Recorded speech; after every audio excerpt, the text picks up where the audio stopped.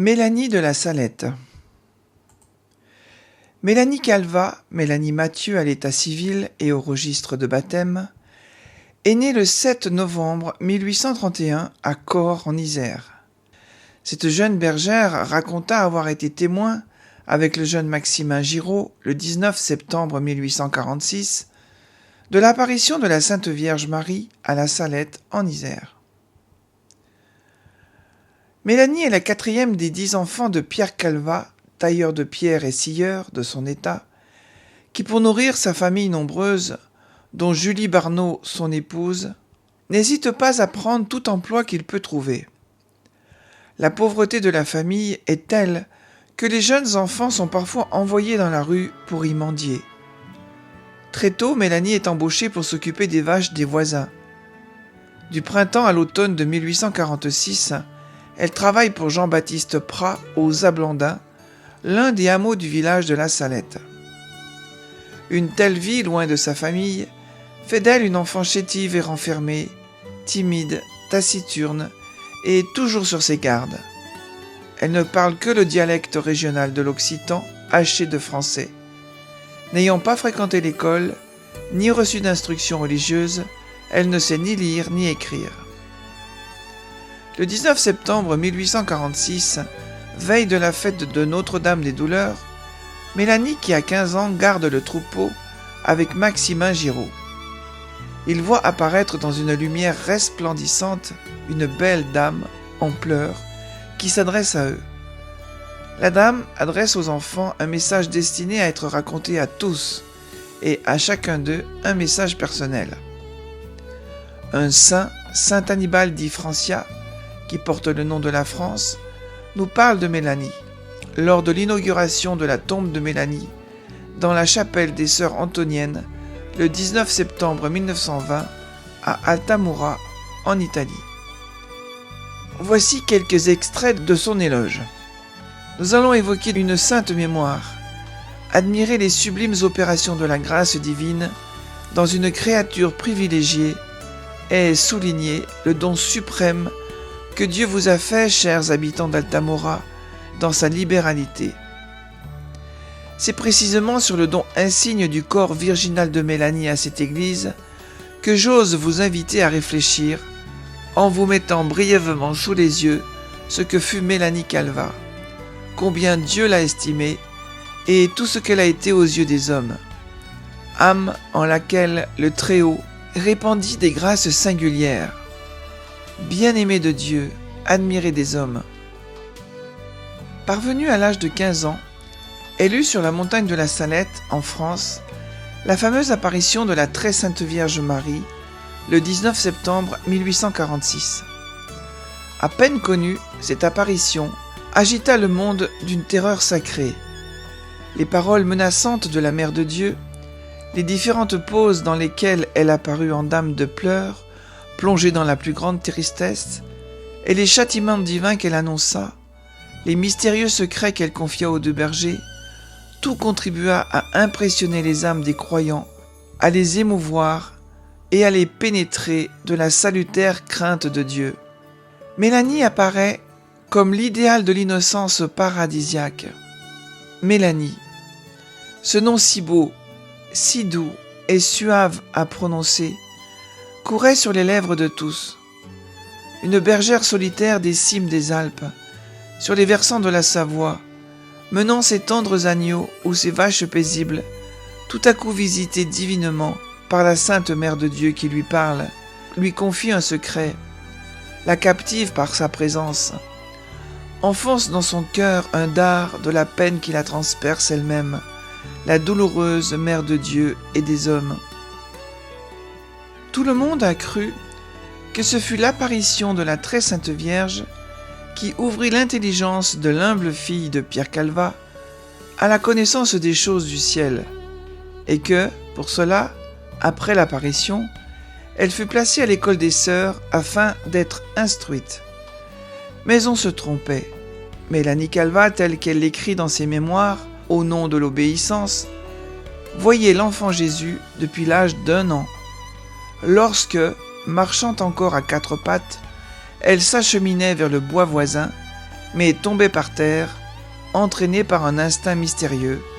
C'est l'enfant Jésus qui la soutenait et la reconduisait à la maison. Cela lui était incompréhensible alors, mais elle le comprit bien à l'âge de 3 ans, chassée de la maison paternelle et réfugiée dans le bois. Elle y demeura 20 jours. L'enfant Jésus lui dévoila à ce moment-là tout son avenir, hérissé d'épines et de croix de toute espèce. C'est dans ce bois que le divin amant l'appelait sœur, sœur de mon cœur, la nourrissait en lui donnant de mystérieuses violettes à manger et l'instruisait des rudiments de la religion chrétienne, à commencer par le signe de croix. C'est dans ce bois qu'il l'invitait à cueillir des fleurs. Et ce fut dans ce bois qu'une autre fois, la petite Mélanie n'ayant pas encore 5 ans révolus, l'enfant Jésus lui apparut avec le même âge, lui raconta sa douloureuse passion en suscitant en elle le plus ardent désir d'être comme lui, crucifié. Elle lui dit « Donne-moi, donne-moi mon frère, tes plaies et tes épines. » Le divin amant la couronna alors d'épines et transperça ses petites mains, ses petits pieds et son petit cœur de ces stigmates sacrés. Grâce singulière, unique, que celle de recevoir ces blessures d'amour avant l'âge de 5 ans. En aucune vie de saint on ne découvre de dons semblables dans un âge si tendre. Mais personne ne pénétrait un tel mystère. La gracieuse enfant savait se taire et garder en elle le secret du roi. Elle croissait en âge, sa mère, de pauvre condition, la plaçait en service, tantôt chez une famille de paysans, tantôt chez des bergers, tantôt à la montagne, tantôt dans la vallée, une fois dans une famille de voleurs. Partout Jésus était avec elle, et elle était avec Jésus. Dans les champs, au milieu des petites brebis, tous les vendredis, ces sacrés stigmates s'ouvraient et saignaient. Mais personne n'en savait rien. Loups, renards et lièvres se mêlaient à son troupeau et se tenaient paisibles à ses pieds. Souvent, elle parlait avec les fleurs, avec les oiseaux qui se posaient sur elle, et les invitait à louer Dieu. Souvent, elle demeurait ravie dans la contemplation des grandeurs divines, et le céleste frère lui découvrait ses mystères les plus cachés. Plus d'une fois, elle fut honorée de l'apparition de la très sainte Vierge, qui l'appelait « ma fille unique » et lui donnait des règles de vie sainte. Oh, combien de tableaux d'une rare beauté pourraient représenter ses premières années, la montrant tantôt solitaire avec Dieu dans l'ombre touffue des bois ou dans les montagnes, entre les agneaux, s'entretenant avec les beautés de la nature, tantôt saignante et transpercée en d'amoureuse défaillance. 2 ans avant que lui apparût la très sainte Vierge à la Salette, elle eut une merveilleuse vision de la très sainte Trinité, dans laquelle Dieu, le Fils, en présence du Père et du Saint-Esprit, assisté de la très sainte Vierge Marie et de légions d'anges, de vierges et de saintes, lui mit au doigt l'anneau de l'époux. Elle était alors agenouillée au cœur d'une campagne solitaire où elle paissait le troupeau de ses maîtres. L'apparition de la Salette l'arracha à sa chère solitude et la mit à la vue de tout le monde. Alors s'ouvrit pour elle un nouveau genre de vie, rempli de tribulations d'une part et de nouveaux charismes divins d'autre part. Elle fut cédée par son père pour 300 francs à un monsieur qui s'était entremis pour réaliser l'ardent désir de Mélanie d'entrer dans un cloître.